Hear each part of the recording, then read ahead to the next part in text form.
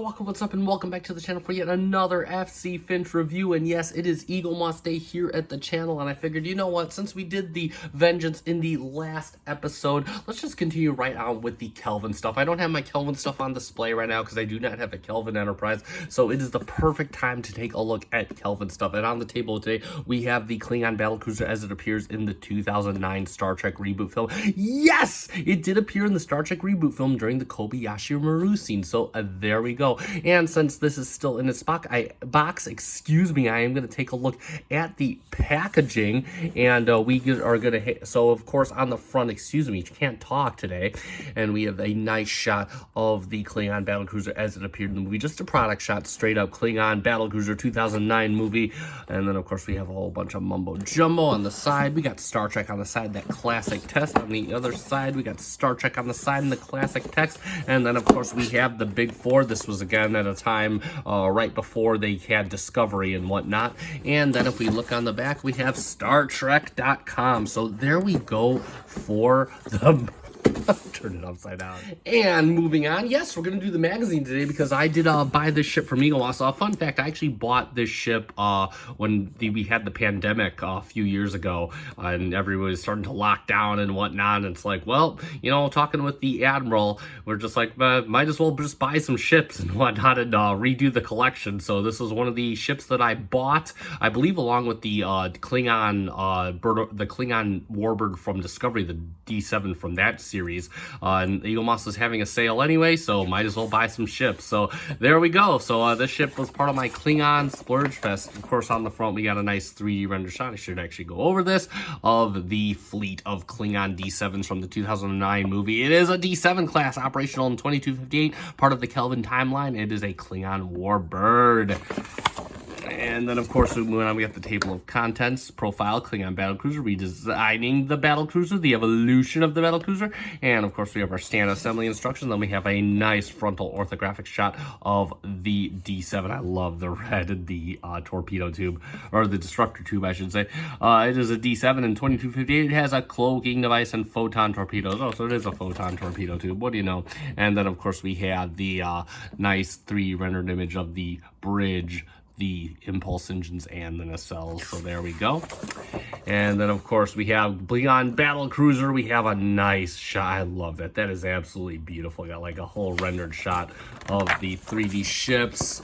And then, of course, we have more 3D ships, starting with a sketch up here. Then there's the original D7, and here is the D7 from the Kelvin time. Look, it has the guns on there. That's really, really cool.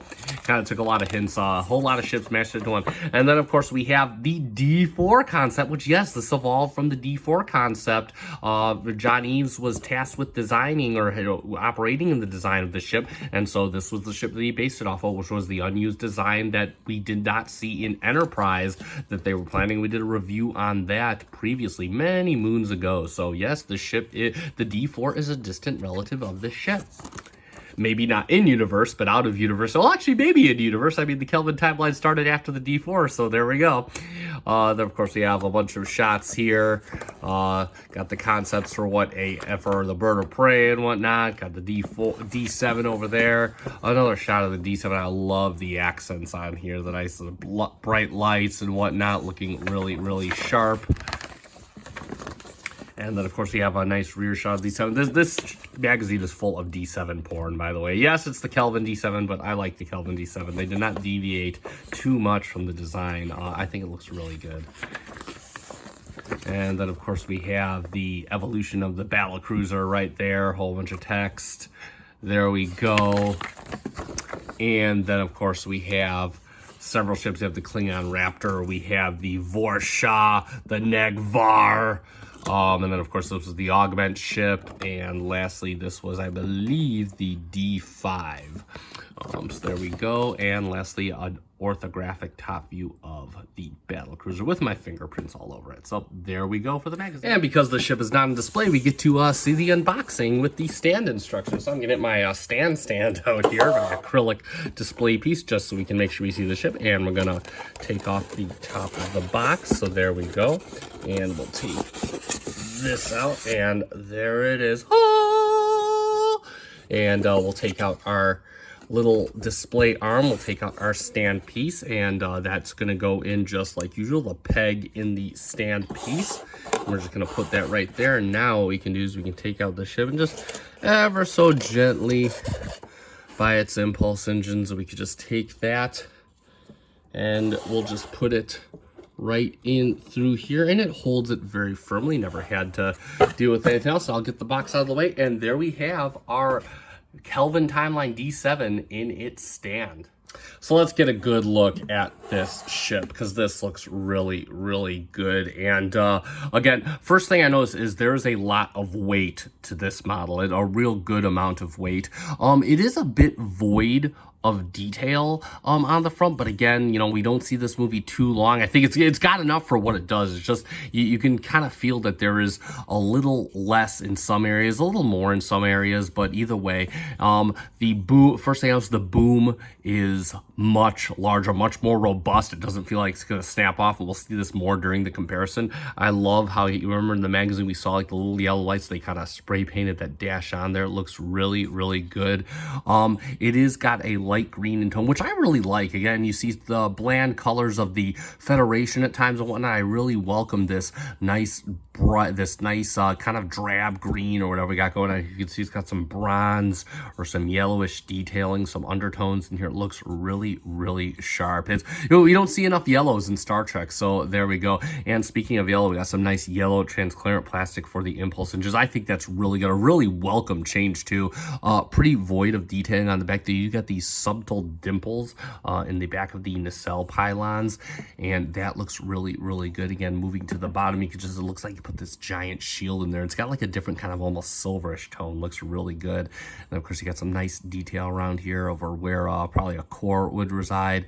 And then of course you got more that's like the silverish detail. You can run your finger over all of this. You can feel the indents. One thing I want to point out is you got the cannon detail. I love that they added that in. And they are kind of flimsy, so you just gotta watch it. But I love how they added it in. It look really good. It looks like you just took cannon straight off the Bird of Prey, and I really like that. And then of course you got the nacelles. You got a nice bright blue. I wish that would have had a little more detail, but again, you don't see this model on the screen for too long. So there you go. And again, nacelle looking very, the nacelle days really tend to stick with the original style. They didn't want to deviate from that too much, and I can respect that.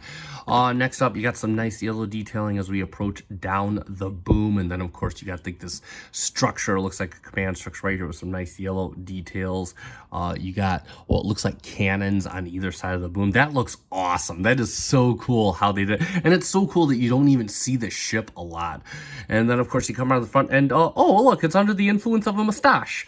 Yeah, they gave it a little mustache there. No red for the torpedo tube, but they did keep the little outlay symbol that the Klingon D7 has. Again, this design has a lot of respect for the original design. Does not look like they deviated from that too much. I mean, they added some stuff, but there is a lot of respect for the original design in here, and I can definitely appreciate that. We got some nice blue lights for all along the bow of the ship, and then of course again the control center, really, you know, almost battleship like. You got the nice dome over here. Again, not too much deviation from the original design. Lots of molded in details, especially going to the back of the ball section of the ship. And of course you got some detail kind of spans out a little more into the back engineering section of the ship as we move across. And then of course you have the vented detail. This of course ever present on D7s. And then you got some nice silver paint back here all the way to the impulse thrusters and some nice little winglets right here. So yeah, overall, wow, what a superb ship. And again, a really nice model, given that we don't see this very much in the movies. And let's do a couple quick comparisons. Actually, a few quick comparisons, since I do got a few. This might take a little longer.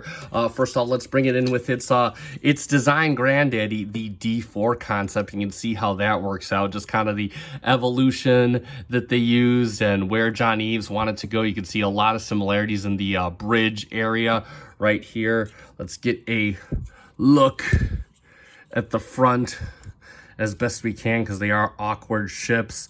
and you can just kind of see how they look from the front right there. The D4 concept owing a lot to the newer concepts as they kind of design backwards, so to speak. And then let's take a good look from the back end of the ship so you can see how that works out.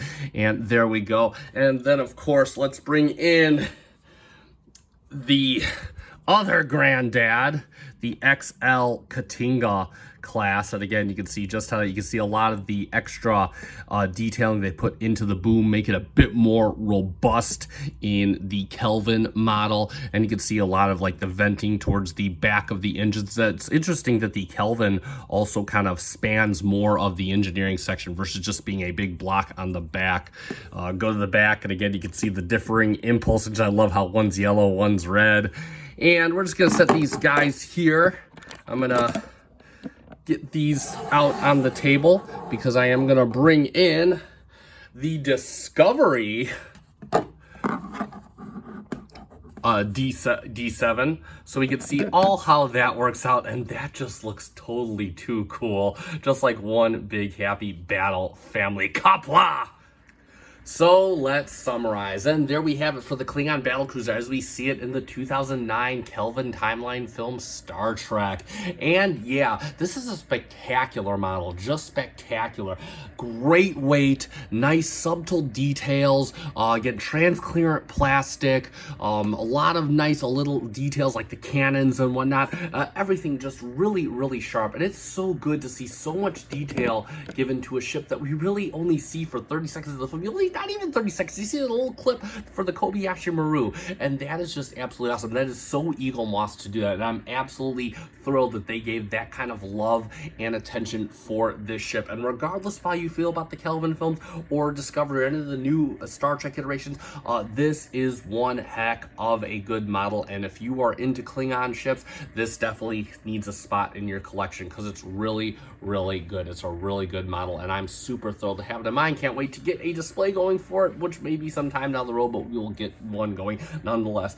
And that being said, that is going to conclude this review. So if you enjoyed this video and found it informative, consider giving me a like on my page. Also consider subscribing down below because I do Star Trek Eaglemoss vids at least once to 3 times a week, depending on how busy I am. So I'm trying to get them out there. Got a new ship coming, hopefully more than one new ship coming, so definitely be on the lookout for that. I'll put a link in the description down below to check out my other Eaglemoss reviews, so you can take a look at all those because I have done quite a few so far. They are part of my bread and butter on this channel. And that being said, it is time to end. So I have been FC Finch. Thank you so much for watching. Kabla!